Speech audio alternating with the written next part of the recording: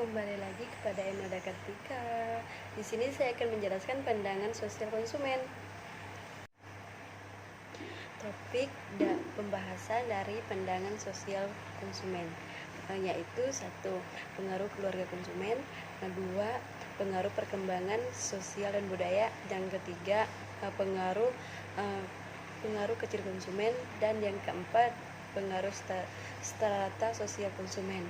Pandangan konsumen yaitu merupakan penilaian atau pendapatan dari setiap individu di lingkungan yang akan saling mempengaruhi, membentuk perilaku, membiasakan sikap, dan kepercayaan dan nilai-nilai yang dianggap penting terhadap suatu objek.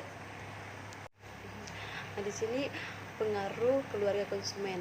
Keluarga dapat didefinisikan sebagai dua orang atau lebih yang terikat oleh berhubungan, perkawinan, atau adopsi yang tinggal bersama-sama. Perilaku konsumen. 2 alasan mengapa keluarga penting dipelajari dalam perilaku konsumen.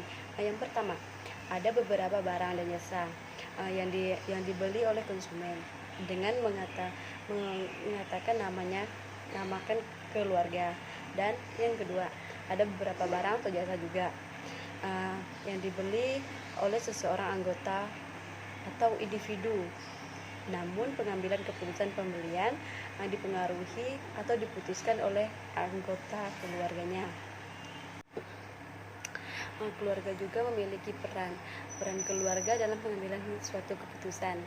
Peran keluarga dalam mengambil keputusan pembelian menarik perhatian para pemasar, terutama pada bagian bagaimana anggota keluarga terinteraksi dan saling mempengaruhi satu sama lain.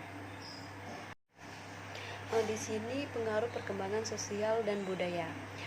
Perkembangan sosial dan budaya merupakan sebuah gejala berubahnya struktur sosial dan pola budaya dalam suatu masyarakat. Perubahan itu terjadi sesuai dengan hakikat dan bersifat dasar manusia yang selalu ingin mengadakan perubahan. Di sini juga terdapat hakikat perkembangan sosial dan budaya. Yang pertama, peralatan dan perlengkapan hidup, dan yang kedua mata pencarian, dan yang ketiga bahasa, dan yang keempat kesenian, dan yang kelima sistem pengetahuan, dan yang keenam religius atau keyakinan. Pengaruh perkembangan sosial dan budaya dalam sosial media. Menurut para ahli, mengidentifikasikan sosial media sebagai sarana untuk konsumen agar bisa menyampaikan informasi baik berupa teks, gambar, audio maupun video dengan perusahaan dan sebaliknya. Penggunaan sosial media yang dapat berinteraksi tersebut bisa merupakan konsumen maupun perusahaan.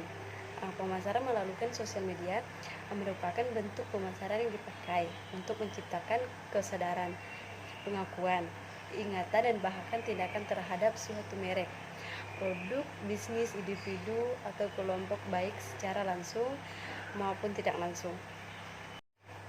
Di sini saya akan menjelaskan juga topik yang kedua, pengaruh perkembangan sosial dan budaya. Budaya dapat dibagi menjadi dua, yaitu bersifat abstrak, contohnya sebuah ide, gagasan, dan cita-cita. Dan yang kedua bersifat konkret, contohnya perilaku, bahasa, dan materi. Budaya terhadap perilaku konsumen.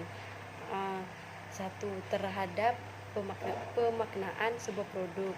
Yang kedua terhadap pengambilan keputusan individu. Sedangkan yang ketiga pengaruh budaya yang berupa tradisi. Dan yang keempat pengaruh budaya dapat memuaskan sebuah keputusan. Perilaku konsumen juga memiliki proses ritual yang berhubungan dengan perilaku konsumen. Di sini terdapat 5 bagian.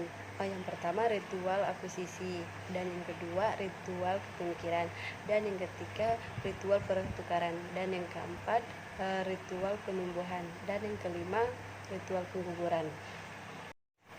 Terdapat juga pengaruh lingkungan konsumen. Lingkungan konsumen mengacu pada rancangan fisik dan sosial yang berkonflik di dunia internal konsumen. Bagian penting dari lingkungan adalah rangsangan fisik dan sosial yang diolah dan diciptakan oleh pemasar untuk mempengaruhi konsumen dalam membeli produknya. Lingkungan sosial juga dibagi menjadi dua jenis, yaitu lingkungan makro. Lingkungan makro adalah lingkungan yang di luar dari konsumen, dan yang kedua adalah lingkungan mikro. Lingkungan mikro adalah lingkungan yang dekat sangat dengan konsumen. Sifat rata-rata sosial dibagi menjadi tiga jenis. Yang pertama, stratifikasi sosial tertutup.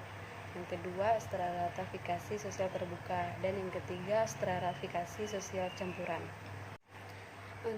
Di sini juga bentuk-bentuk stratifikasi sosial terbentuk dari yaitu kekuasaan, yang kedua kekayaan, dan yang ketiga kehormatan, dan yang keempat ilmu pengetahuan. Di sini wujud nyata dari stratifikasi sosial. Yang pertama, kelas sosial atas, dan yang kedua kelas sosial menengah, dan yang ketiga kelas sosial bawah. Di sini profil gaya hidup kelas sosial. Telah ditemukan bukti bahwa setiap kelas sosial terdapat faktor gaya hidup tertentu seperti kepercayaan, sikap, kegiatan, dan perilaku, bersama dengan mencenderungkan membedakan anggota setiap kelas dari anggota kelas sosial lainnya. Gaya hidup dibagi menjadi 6, yaitu gaya hidup dari beberapa kelas sosial. Kelas atas, 2 kelas atas bawah, dan yang ketiga kelas menengah atas, dan yang keempat kelas menengah bawah, dan yang kelima kelas bawah atas, dan yang keenam kelas bawah bawah. Terima kasih, sampai jumpa, bye bye.